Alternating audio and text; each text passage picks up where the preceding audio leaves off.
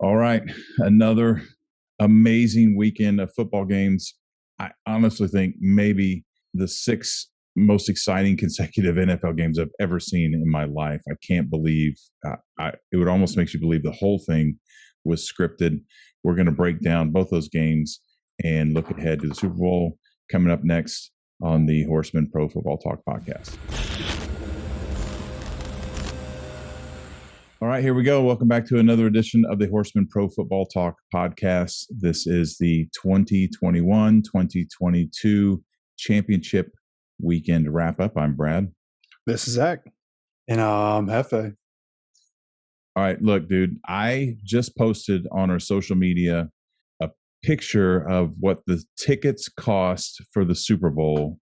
And I'm telling you, you need to join our Patreon community because we can't afford to go. Yeah, no kidding. Yeah. Look, we need you in our Patreon community. We're going to do it bigger and better. Everything's going to be through that next year. So you want to get in the off season, www.horsemansports.com right now and join us. All right. You want to start with the weekly pigskin pick'em league? I know I'm in third. I don't even know what I got right and what I did, and I haven't even looked that far, except for I know I did pick Tyreek Hill to catch the first touchdown pass. I did get that one right. Who won? This guy. Yeah, Zach won the week. We are now tied for first place. All right. Well, technically, I'm in first because my name's on top of the list. But yeah. Yeah, well, every week I've been closer to the prediction at the bottom, the tiebreaker prediction. So I'm in first. No. I'm in first. I'm on the top. I think there's really only one way to solve this, to settle this, and that's a good old fashioned cage match. Well, I'm lucky for everybody out there. We're gonna have a nice little cage match in 2 weeks with the Super Bowl coming up. I meant between you two. We should do a pay-per-view horseman cage match with chairs and the whole bit. He's on the top rope. By God. Flying elbow. That'll be our off-season entertainment for Patreon subscribers only. Hell yeah. Pay-per-view. There's another reason to get into our Patreon account. All right. Who day?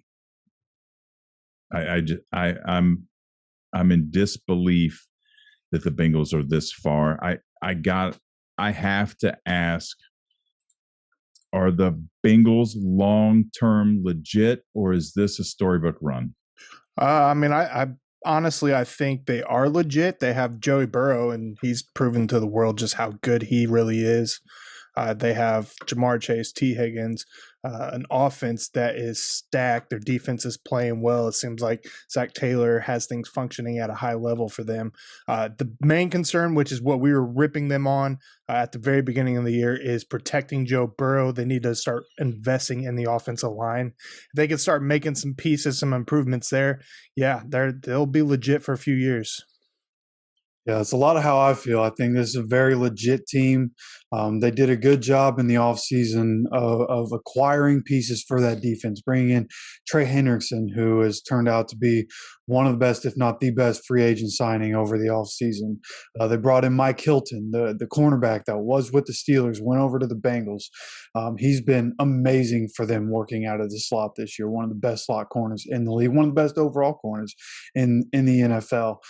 So it's between the guys that they've drafted over the last couple of years for the offense, guys that they brought in through free agency on the defense. I mean, this team is very for real, but like Zach said, that offensive line is the one thing you worry about with this team. We saw it against the Titans. They did a good job of protecting Burrow against the Chiefs. I believe he only took one sack against the Chiefs, which was pretty impressive, but you could see throughout the game they were keeping Drew Sample, CJ Uzmanzada and Drew Sample in to block. They were keeping Joe Mixon in to block and to help that offensive line out. So I would expect that to happen going forward.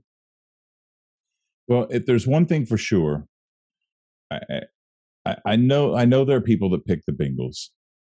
All right. I know there are people that wanted the Bengals to win, particularly Bengals fans, people that like the underdog, people that dislike the Chiefs. But I honestly don't believe there was anybody that really believed they could win outside of that Bengals locker room.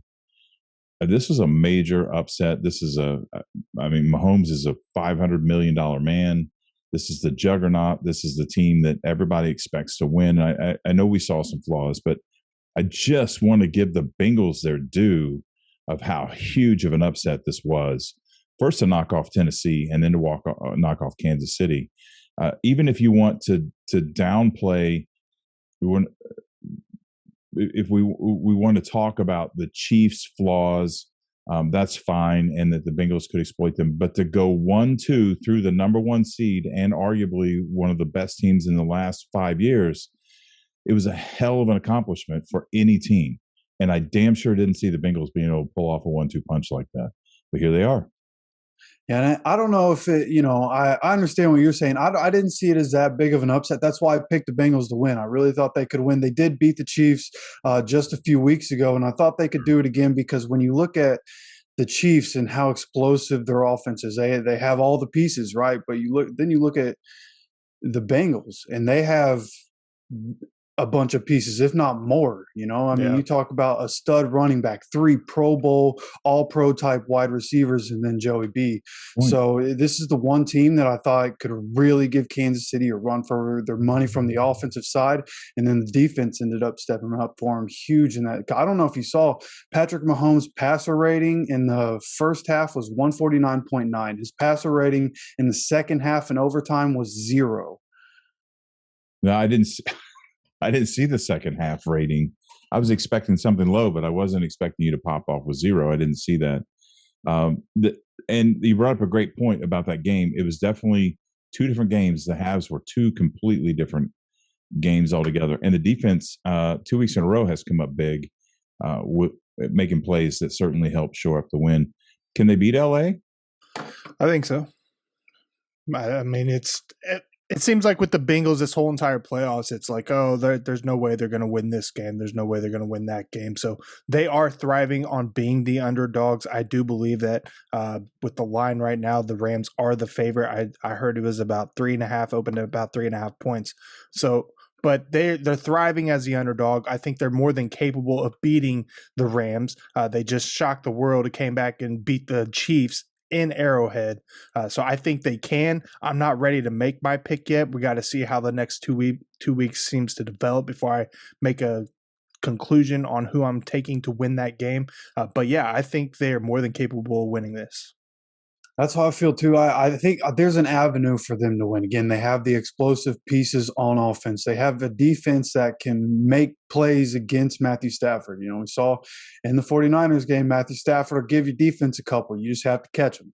Right? Like the 49ers would probably be in the Super Bowl if Jaquiski Tartt catches that interception. So I think the Bengals can win. But like we were talking about with the offensive line, this game is going to come down to whether they can protect Burrow. And they've showed at times they can when they help out the offensive line, but they're also going to need pieces down the field. CJ Uzmanzada has a sprained MCL instead of a torn ACL or whatever it looked like at the time. So there's a chance he comes back, and that goes along with what Zach was saying. If he's back, that's kind of a game changer too. So hopefully he's back for it. But there's definitely a chance. Yeah, well, I noticed yesterday during the game, at one point, I don't know if you guys saw this, Burrow came to the line, and Romo was actually talking about Burrow at the time when he did Burrow's, and they had a close up of Burrow's eyes, and watching him scope the defense, he was walking up the center, and his eyes twitched probably 25 times in a matter of seconds. And to see, and I think Romo said something about the calculations, and you could see it on his face. I don't know. I'm on the Burrows bandwagon, man. I wasn't at the beginning of the year. I'd never expected a second-year quarterback to come in and do what he's been able to do and lead them because it's the first time it's ever been done. So kudos to him. We're watching history in the making. He looks like he's going to be a mainstay. What a year for the rise of the new generation of quarterbacks. It's been phenomenal. Yeah, and I mean, we see the rise of all these young quarterbacks and all these studs this year, and at the same time, we have the old guard looking at retiring. There's talk about Aaron Rodgers might retire, Tom Brady probably about to retire, Ben Roethlisberger out. So that generation of quarterback, that was like what's left from people that me and Zach grew up watching, and these guys were the NFL. Now there's 8 new stud quarterbacks that are going to be fighting for championships every year. Yeah, so it reminds me, I heard a joke yesterday before the game that Tom Brady, Ben Roethlisberger, and Aaron Rodgers walk into a bar to watch the Bengals play. And then there's that. So, and so the other game this weekend was just as good. I mean, the 49ers damn near pulled off an upset, and we're so close to doing it. Kudos to them, which would have been the third time they beat the Rams this year. Boy, he's got McVay's number, doesn't he? Yeah, he really does. I don't know what it is, but there's something about that matchup. I think he lost. I think McVay won the first 3 in this rivalry, and then Shanahan started winning every one of them. Yeah. It was a really, really good game as well. I heard a rumor today. It wasn't really a rumor. You guys heard anything about Jimmy G coming to Indianapolis? No, I haven't. Oh. I haven't heard any. I've heard people talking about it and all that, but nothing like that was definitive. What'd you hear? I didn't. It wasn't a credible source. It was just conversation. So I got you. But I really want to hear what Hefe has to say just by the look on his face when I said it. Yeah, well, I mean, I've never been somebody who thinks Jimmy G is this world beater. He has a great record, but he's been on the Patriots and then with the Niners, who are consistently a great team around him.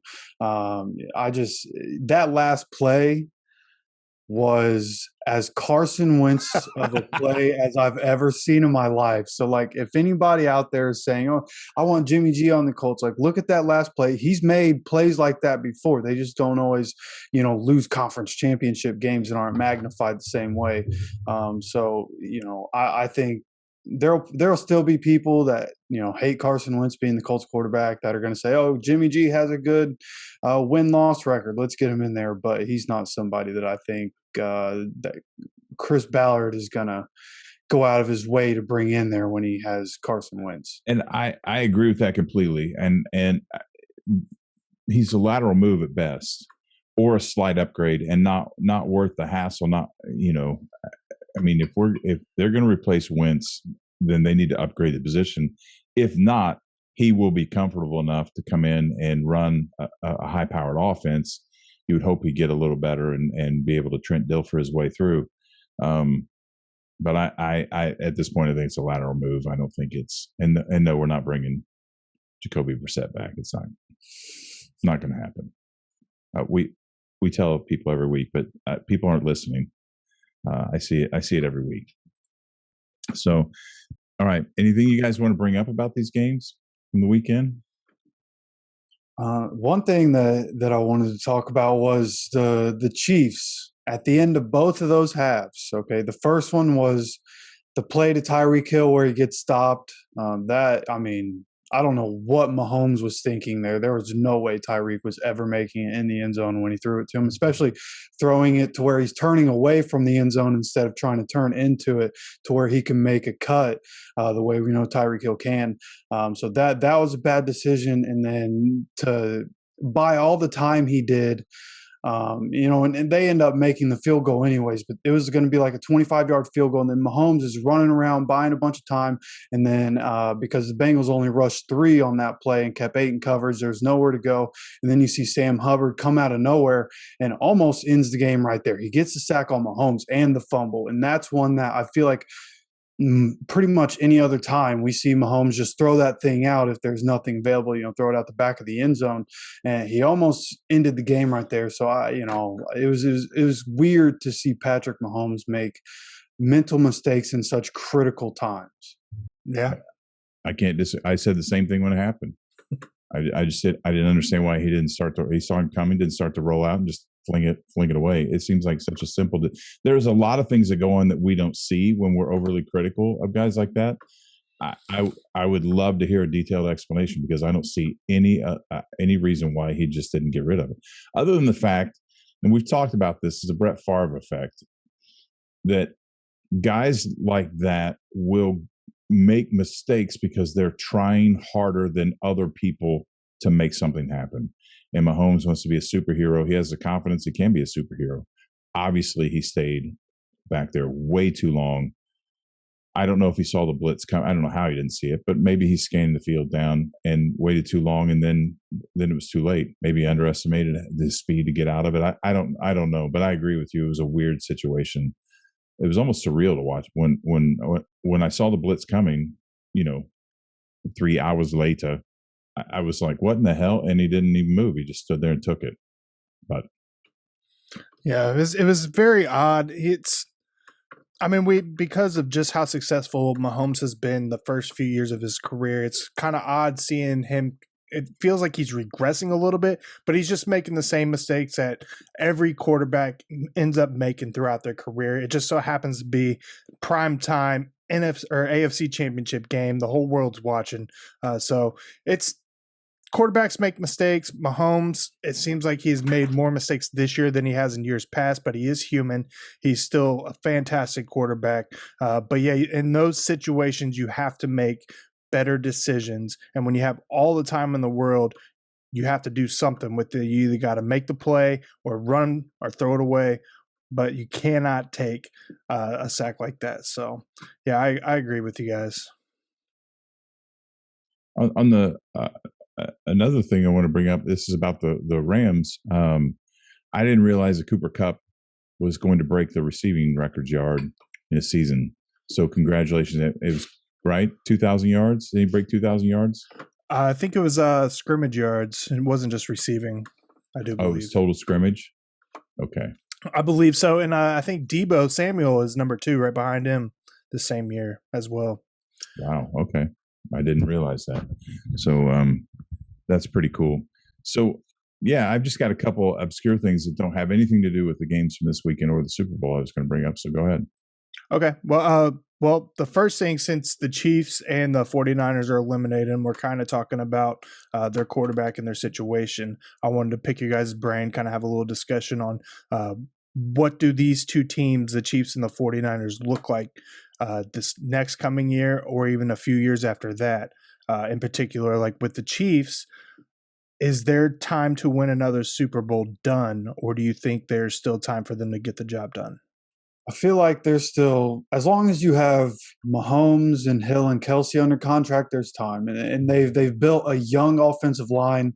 It didn't take them much time. They have a good young offensive line right now, so I think there's plenty of time. I think what their defense is going to look like over the next few years is going to be. I don't think they're going to be able to re-sign Tyrann Mathieu at the end of this season or in this offseason. There are a couple other guys that are going to warrant big money, like L'Jarius Sneed.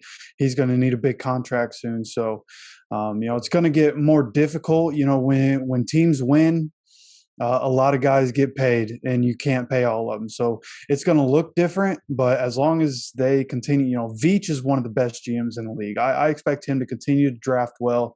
If they can find a way to keep Jerick McKinnon in the building, it'll make their offense even more dynamic than it already is. So, there's definitely still windows, but again, with all these young quarterbacks, especially in the AFC, sure isn't going to get any easier.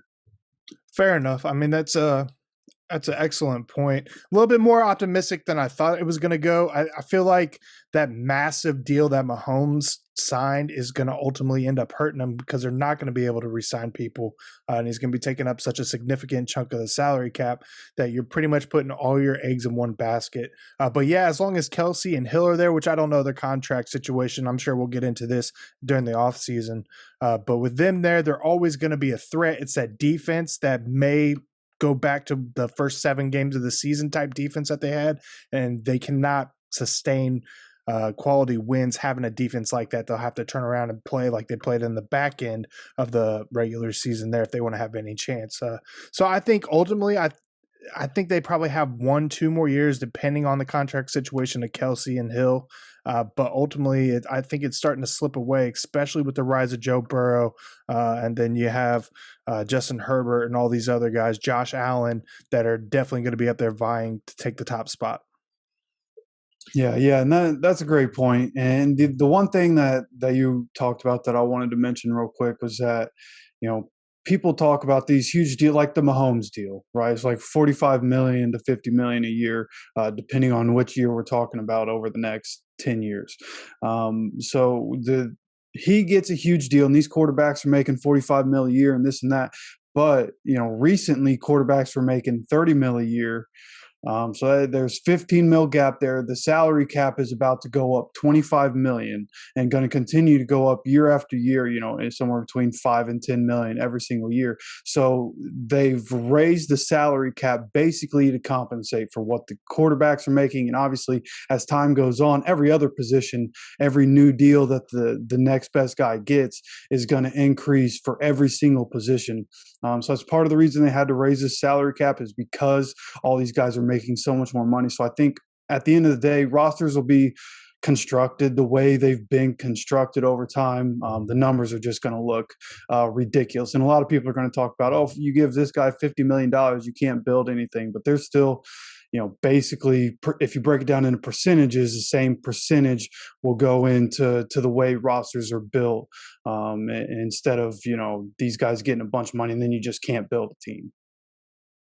True, but then turn around and look at the success that Tom Brady had with New England, taking all those pay cuts all those years in order to be able to sign higher talent around him, which translated to wins in Super Bowls. So I see what you're saying, but I think on the grand scale of it all, a quarterback not making the most money you've ever seen in the league tends to perform better overall throughout the course of a few seasons when they're able to sign guys, especially when quarterbacks are like on their rookie deals. They're not getting paid anything, so the team's able to go out there and sign all these guys to put around him. And that's usually when you see the bulk of success is right there in those first few years for these young guys. Just look at Burrow and Herbert. Allen, well, Allen's on. He got a different contract now, doesn't he? Yes, he does. Yeah, so I don't know.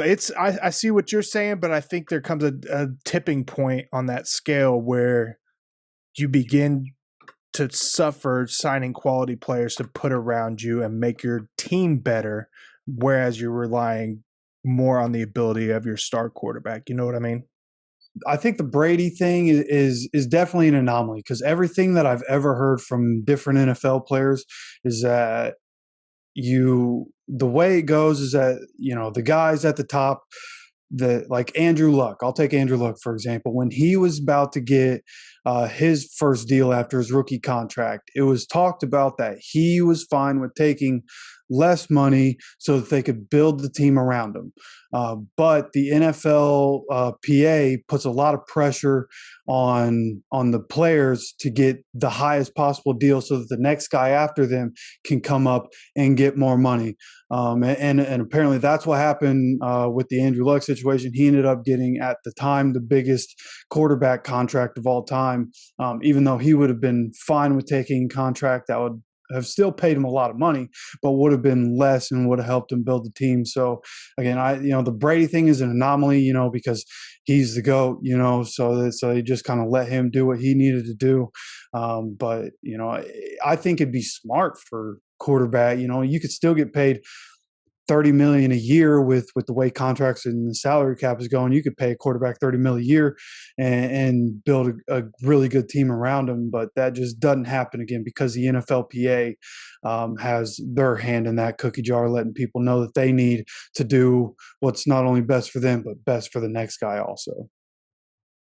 What's going to be great? The people out there that are listening to this, not watching the video, but just listening to the audio, is going to hear you calling Tom Brady the GOAT. They're not gonna be able to see your little quotations that you did. Oh yeah, we'll pull that soundbite out. I'll make sure we do that. I just want to kind of jump in here and accentuate the conversation. The Chiefs. This does not include yesterday's game. In the first 7 games, they had given up 29 points and had only 7 takeaways. In the next 8 games, they only gave up 13 points. It was actually 12.9, and they had 21 takeaways. But in the last 4 games, they went back to giving up almost 29 points a game and only had 2 takeaways. So, I know, Zach, you said about the last half of the season with their defense, they actually did better, but then they regressed back to where they were coming through the playoffs. That's not a good sign. The other thing that you two did not mention is the Chiefs were in the upper echelon of penalties this year. They suffered a lot of penalties. You know how I feel about that. I'm surprised Andy Reid's team has penalties, and I'm only surprised because I have never really looked into Andy Reid's teams. It could be something that's a part of his legacy that I'm not aware of, but penalties start at the top, man. Ultimate responsibility comes from the head coach. And if like the Bills were penalized a lot this year too, if you can counteract that with personnel and coaching, and that's where you have to give something up, right? Today's salary cap issues, you can't do everything well. It just can't happen.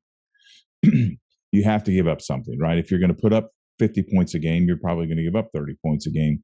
But to give up those kind of points, not getting takeaways, and give up penalties, I think there's too much wrong. Something has to be fixed. And penalties could be something they could focus on and not have to worry about from a financial standpoint to try to tighten things up. So I just want to throw that in there as well.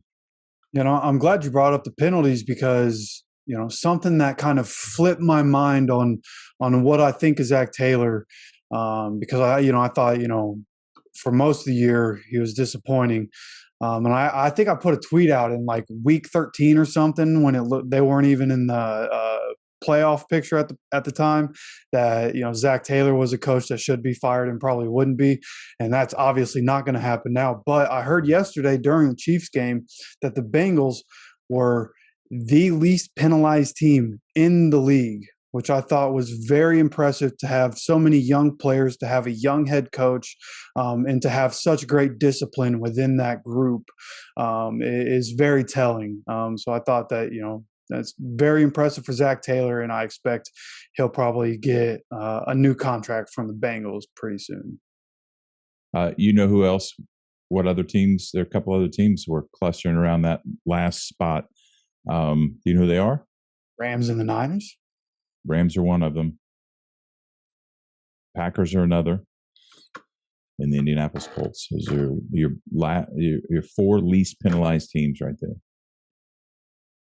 So that's encouraging, right? At least we can have a positive conversation about the Colts right now. So bittersweet. I feel like everything I've heard since the season ended, like there are all these different stats and all the Pro Bowlers and the All Pros and this and that. Like so much good came from the Colts, and they didn't even make the playoffs. Like it's so bittersweet to hear it all. Well, I mean, I'm going to state the obvious. It's perhaps the biggest collapse in NFL history. I mean, it's a shiner, man. There's no two ways about it. I think Jim Irsay said it best when he said he was embarrassed. There's no talking your way out of it. Somebody has to be held accountable. I don't know who that's going to be. I don't know how it's going to work. Irsay, let's talk about that for a little bit. You guys don't remember what Irsay's dad was like. That guy was a drunk ass buffoon, man. He was something else. Unpredictable, didn't care what people thought. Terrible management. Jim Irsay is a hell of an owner, right? He's taken a lot of flack for some personal issues and things that he does, but the guy wants to win, and he has done that. Very well, I might add. I mean, through the Manning era, we know what happened there. But even with luck, and even when they've been so successful that Colts fans are so spoiled that even when they're mildly successful, we think they're not successful at all, because the Lions quarterback's going to the Super Bowl. I saw a meme that said it's too bad. I saw a meme today that said too bad that the Detroit Lions have never had a quarterback like Matt Stafford or something, something of that nature. You get the point of the meme. So Indianapolis fans, they're just spoiled, and we expect them to accomplish more than they do.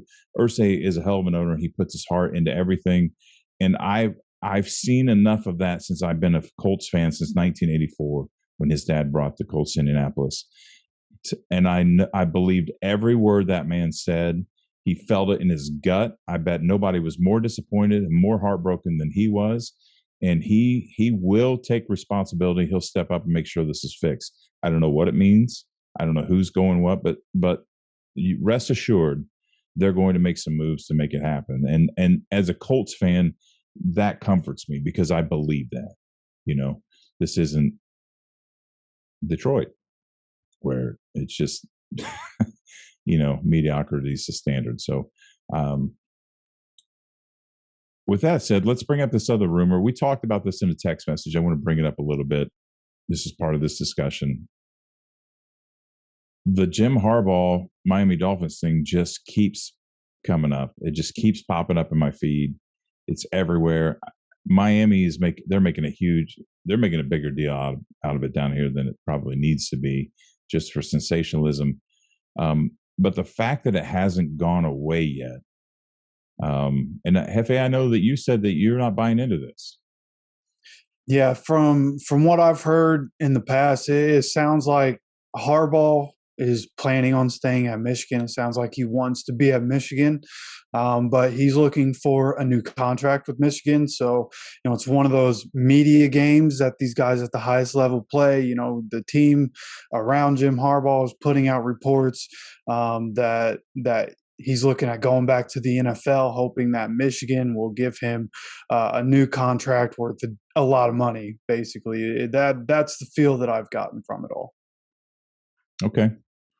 Well, I do know that about a year ago, he ended up signing an extension with Michigan and ended up taking a pay cut, which dropped him from $8 million to $4 million. I believe the contract was loaded with incentives, which I'm sure with them making the CFP this last year, he was able to recoup a lot of that. So I'm not quite sure. I believe that entirely. No offense or anything.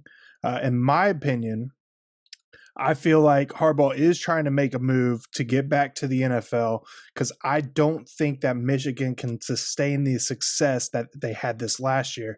And if Harbaugh can't continuously produce the success of winning the Big Ten and going to the CFP every single year, he'll be out the door in Michigan in no time because they're like everybody else in college football with the big time programs. If you're not winning national championships, you're out the door.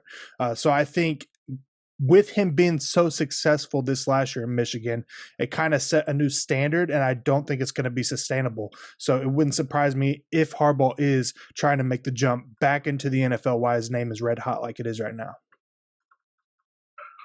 I just wanted to see if Hefe had a reaction about Michigan not being able to sustain what they did this year.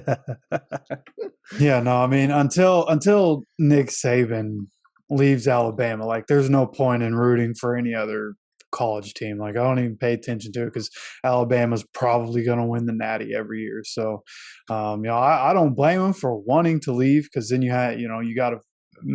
Of course, you're playing Ohio State every year. That usually doesn't go well for Michigan. Then you have to play. If you do get past them and you're able to get into the playoffs, you got to play, the Georgias and Clemsons and Alabamas of the world. So I wouldn't blame him for wanting back into the NFL at all. Well, and he's got something to prove in the NFL as well. I mean, I know he didn't win a national championship with Michigan, but he had a pretty good year. And you have to wonder, like you said, with Nick Saban in Alabama, you have to have a freak season come through every once in a while. And like Zach, like you said, that could have been it. He may know that's the best they're going to do, at least for the next couple of years. And he may want to come to the NFL and think he's got something to prove there because he didn't get it done when he was with the Niners, and that is obviously making it to a Super Bowl. So there's always that. We'll never know what he's thinking. I would like to see Harbaugh in Miami. I think I'm so pissed off about this thing with Flores that I have a hard time reading about a coach candidate without being negatively biased. Harbaugh has been the first coach that I thought, but there's personal. personal history there. I mean, not personal. Well, kind of. I mean, Zach and I, met him at the gas station in Indianapolis. That's right. Yeah. But he was a likable guy with the Colts. I knew people who lived across the street from him. Actually, he was a competitor. I liked what he did in San Francisco. So I would welcome him to Miami. It's better than some of the other names I've heard thrown around. That's for sure. Where do you see Flores going at this point? I've heard rumors that he may even go back to New England. I don't understand why he's not in New York. I don't, and I know that I know Hefe has a different opinion, but I think the Giants screwed up. Personally, but I like Flores, and I'm not real convinced that that he's the reason that Allen is. I mean, his record is kind of questionable up until he gets to Josh Allen. And I know Hefe feels a little bit differently, but I don't know, man. I cannot wrap my head around why a successful coach who's headed in the right direction was let go. I just can't, unless you're just a pussy owner who can't stand it when a coach tells you you're wrong. And that's the opinion I have of Stephen Ross right now, is a very negative, spoiled billionaire mentality that he just couldn't take it when a coach told him, I know what I'm doing. This is what you hired me for, and you're wrong. In that case, good luck with anybody that comes in.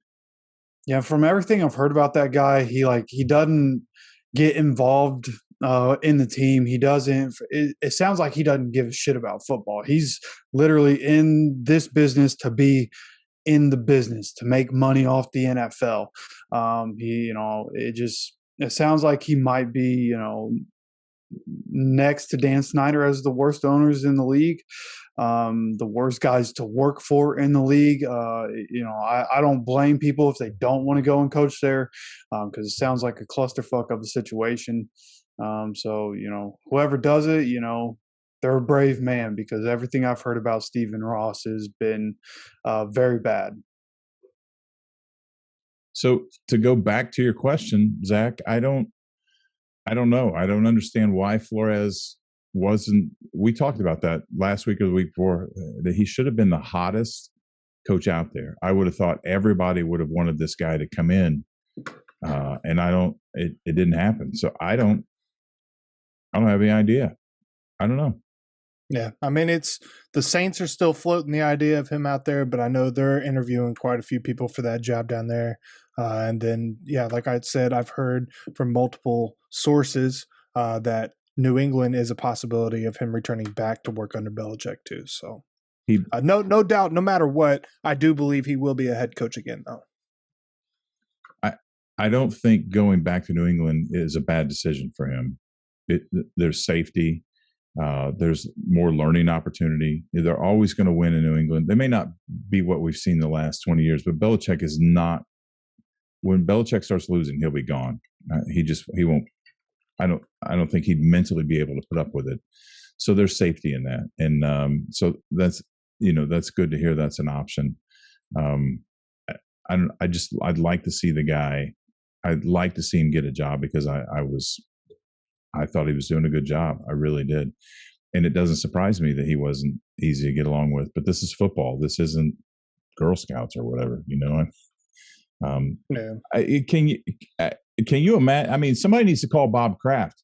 I'm sure Bill Belichick isn't a bundle of balloons at meetings. I'm sure he's just an asshole. I'm sure he's incredibly difficult to get along with. But he knows his job. And you let the guy just go do his job. And they did. I don't feel like they gave him. Obviously, we weren't privy to what was going on inside the offices, and I'm not going to pretend that I do. But from where we're sitting, it looks like he didn't get a chance to see this through. And they were, and it all comes down to Tua. And Ross has said Tua's the guy. And to your point, Hefe, as far as being a terrible owner, he may be a guy that doesn't give a shit about football, but he gives a shit about who he's writing checks to, and he's writing checks to Tua, and everybody loves Tua, and they're selling these number one jerseys all over the damn place, and you're expendable, and Tua's not. And that's what I think happened here. I really do. Would Oh be yeah. hard pressed to convince me of anything else. Oh yeah, hands down. Yeah, yeah. Let's talk about the freaking. They need to change their name to the Jacksonville Clowns because it's a goddamn circus up in Jacksonville. They still haven't signed Leftwich, have they? No, because Leftwich wants a new GM. He doesn't want to work with Balky, and I don't blame him. I don't blame him either. I don't get it. First of all, I have to say, this is not a knock on Leftwich at all. Okay. I like Byron Leftwich, and I think he's done a good job in Tampa. There's questions there. Would he have done as well if he wasn't working for Arians and he didn't have Tom Brady? But I think he deserves a shot. But it doesn't surprise me. Jacksonville's the one to bring him in. That's why they brought Tebow in. That's why they brought Meyer in. It's a goddamn circus over there of just bringing people that people like. In case we don't win, people still come see them instead of really committing to winning. And the fact that Balky's still there and they haven't signed Leftwich, who does deserve a shot and who does come from Jacksonville and have ties, which makes sense. Leftwich makes sense. I just wanted to note that it's part of this whole homeboy circus that they're running over there. But the fact that they haven't made a move to make that happen, it's just more of the same. It's just it's ridiculous. And as much as I like making fun of Jacksonville Jaguars fans, they deserve better than this. Any NFL fan deserves better than the shit they're getting out of that camp. What are they going to do? Not signing, keep Balky, and then everybody else signs all the coaches, and nobody's left. I don't. What are they going to do? Yeah, that'd be just like the Jags to do something like that. Yeah, I mean, and it's like you were talking earlier about, how Colts fans are. There's a standard as a Colts fan. There's a standard as a Steelers fan, as a Packers fan, right? Then you go to the other side of the spectrum when you start talking about what the standard is for teams like the Lions, teams like the Jaguars. I mean, these teams, there are some teams that are always successful because at the top starts with good leadership. Then there are the teams that obviously aren't being run right, that can never get out of their own way. The Jags had the first couple years in the league when they made it to the AFC Championship, when they had first become an expansion team, a little magical run. Then they had a magical run in 2017. Outside of that, this has been one of the most mediocre teams in all of football over the last 20 years. And that they'll continue to be because obviously no matter who the owner is, they're not doing anything right ever since Shad Khan took over the team. It's been all downhill. And a lot of that was Tom Coughlin and what he was doing as the team president. But even still, this, again, the standard in Jacksonville is low and will always be low because the leadership is not doing what they need to do. Well, since they're in the AFC South with the Colts, I'm okay with that. But the Jags fans deserve better. They really do.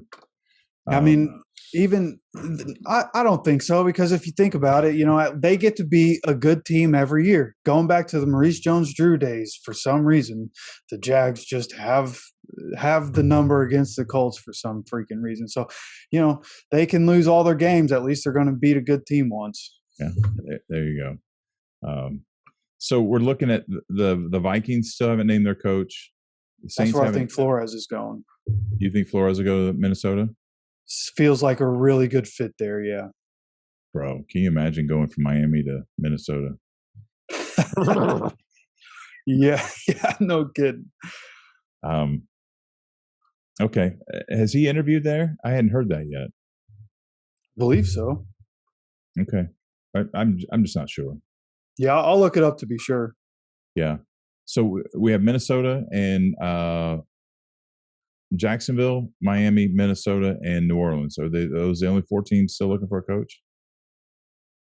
I think so. Yeah, I think so. The Raiders have McDaniels. Yeah. That's not gonna work out well. Still, he might go back tomorrow, but yeah, turn the plane around halfway there. I don't know. It's Vegas. I mean, at least he could party for a little bit. It's better than Indianapolis. I mean, there's nothing to do in Indy. Look, this is going to be an unpopular statement. Something spooked him about Indy. Something spooked him. You don't take a job like that and then just back out just because you're an idiot. Something changed. Something happened.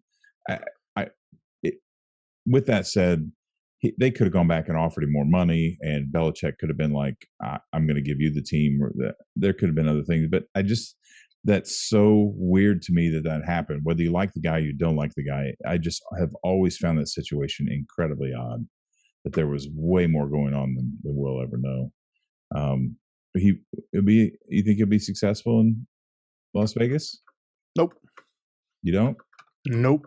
He was with the Broncos. They went to the playoffs. Won one game with Tim Tebow. I don't find him to be a very good head coach. He's a good offensive coordinator, not a good head coach. I could be proven wrong. I don't know. Yeah, I hope he's not. Because fuck Josh McDaniels, been with the Patriots forever and did what he did to the Colts. Like, I'm a big fuck Josh McDaniels guy, but I think, the experience from his first go around as head coach, this team, could use more talent. They have a decent offense. They need to get that defense better. But if Derek Carr is going to be the quarterback there and they're able to retain some of the pieces and continue to add to a decent young lineup, I think there's some hope for the Raiders because all bias aside, Josh McDaniels is an amazing offensive coach. I think he'll be able to get Derek Carr in this offense to put points on the board. But again, I don't like that Raiders defense. I think it's been holding them back for years. So, it'll be difficult. But I think again, there was learning lessons from his first stint as head coach that he'll bring into this one and help try to be more successful. Yeah, he was instrumental in creating the GOAT. Is that why you like him so much? Speaking of which, what? I said, speaking of which, here's a transition for you. Josh McDaniels, Bill Belichick, Tom Brady. Is Tom Brady going to retire? I don't know. I don't know. What I heard today before we started recording this, I was listening to the Pat McAfee show. He had Ian Rappaport on, and Ian Rappaport made it sound like there's one unpublished episode of The Man in the Arena, and that is where the retirement announcement is going to come from Tom Brady. It wouldn't surprise me. Yeah, I was also listening, of course, so I know exactly what you're talking about. Wouldn't surprise me if that's the case. I'm sure Tom is pretty pissed off that Darlington and Schefter slid in there, but hey, it's their job. Like, you're going to get your name out there by publishing something like that. And like Rappaport said, you wouldn't publish something like that unless you were absolutely sure that was what was going to happen. So, but it would be cool. I know they were talking about it too. It would be cool if Tom Brady's like, screw you guys all. I'm just going to prove a point and come back for another year and win another Super Bowl. Yeah, that I would love to see that. My question is why? Why what? Why is he retiring? It wasn't family. It wasn't. That's what you've been told. It wasn't too long ago. This guy was going to play until he was 50. The Bucks aren't going to be the same. So unless he's going to jump ship and go to another team and load that up real quick, the Bucks aren't going to be the Bucks that we've seen the last couple of years. Yeah. So they're not going to be a Super Bowl favorite. I also wondered if his relationship with Arians soured after the Antonio Brown thing and the Gronk bonus thing, where you kind of had to confront him and tell him he was going back in. It didn't seem like much on the sideline. Arians is a hothead. Arians' temper is like cockroaches. You see a cockroach in your house, you better bet there's hundreds more behind the wall. And we see Arians lose control of his temper. Some of the things he says in press conferences, they're funny and we laugh about them, but there's probably more going on than we're seeing. And I'm not saying there is a problem. I don't have a connection. This isn't Adam Schefter with his source or whatever. I'm just saying, just watching human behavior and something changed very quickly. I would also like to admit, at his age, he may just be getting tired of just getting the shit knocked out of him. And he's like, I don't have anything else to prove. When he came here, there was a split with Belichick. There's winning with two teams. There's still some records he was chasing. He's broken a lot of those records. He did win another Super Bowl. He could just be tired and want to be done. But and this goes along with the Bucs not going to be the same. His relationship with Arians could have soured enough that he could just be like, look, I just don't want to do this shit anymore. I just need to go. So we'll never really know. Well, we'll know when he writes a book, won't we? Yeah, that's coming. Yeah, that dude's going to be all over the TV, books, you name it. Maybe he'll replace Adam Archuleta doing the AFC games, and we won't have to listen to him do the Colts games anymore. Yeah, that'd be something. We didn't get to it real quick. I know we're running out of time, but real quick with the 49ers, Jimmy G, Trey Lance, who is going to be the starting quarterback? Will they make a push for Aaron Rodgers next season? No, definitely going to be Trey Lance. You think so? Yeah, so I can't remember where I saw it, but apparently the embrace that John Lynch gave to Jimmy G was different than the embrace of all the other players going into the locker room. Apparently, most of them just got a handshake and a pat on the back, but he actually, hugged Jimmy and talked to him for a minute. So it seemed like more of a goodbye to Jimmy G. And they spent so many draft picks to go up and be able to draft Trey Lance. There's no way. I mean, I don't even know if they would have the draft capital because they gave it up for Trey Lance to go get an Aaron Rodgers compared to what some other teams are going to be able to offer. So, I see Trey Lance being the starting quarterback next year for the 49ers. So is Rodgers going to go with Hackett to Denver? Oh, no. It's Rodgers is still under contract for another year, right? Yeah. So they'd have to make a trade for him. Yep. And I did hear that Aaron Rodgers was met with Matt LaFleur already to kind of plan out what's going to be happening next year. So there's no definitive answer on what he plans to do. Is he going to retire or not? But from the sounds of it, he's already planning on possibly going back to the Packers. He's talked about throughout the season how the communication with him and Green Bay's front office has been better. They've been listening to him more. So that relationship has gotten better throughout the entirety of the season. So there's a heavy chance he stays with the Packers or retires, one of the two. But I think the Broncos are probably the front runner of teams not named the Packers that he would go play for right now. I don't know the guy. I would just think it would be weird. It'd be weird for him to just suddenly retire without giving hints. And thus the conversation we had about Brady as well. Most of these guys, when they retire, there's signals coming. And I know that the signals that Rodgers gave at the beginning of the season were more about him being unhappy with the situation rather than being unhappy playing football. I know those two things could come together. I expect him to play. I just don't know where. That's interesting. I hadn't heard that he had met with LaFleur already. It makes sense for him to stay for a lot of reasons, other than, they're going to have some financial issues and they're going to struggle to stay competitive. There's that whole thing. I'm sure he'll take that into consideration, but it would be kind of weird to see him in another uniform, but it was weird to see Brady in another uniform. And sometimes that's the way it plays out. Yeah. And just to go back on something that we mentioned before, I can't find anything that says that the Vikings have requested an interview with Brian Flores. So that probably not going to happen. But today, on Monday, Brian Flores was interviewing with the Texans for a second time. So he seems to be a finalist for that job, which, it almost sounded like they were ready to hire Josh McCown. So I don't know if Flores will be the guy there, but he does seem to be a finalist for that job. Okay. They're going to hire Josh McCown? Yeah, they want somebody else to interview Josh McCown so they don't look so stupid hiring Josh McCown to be their head coach. So he's going to be the head coach and the backup quarterback? It hasn't even been like a backup for like 30 years or something like that. Yeah, for like every team in the league. Yeah. One of those player coaches. Dude was getting paid to not. Wasn't he like getting paid to be on a roster, and he wasn't even like with the team. Yeah, I think it was the Jets, I believe. He had that deal with. Yeah, he was like a high school coach, but it was an NFL quarterback at the same time. That's awesome. Good for him. Yeah.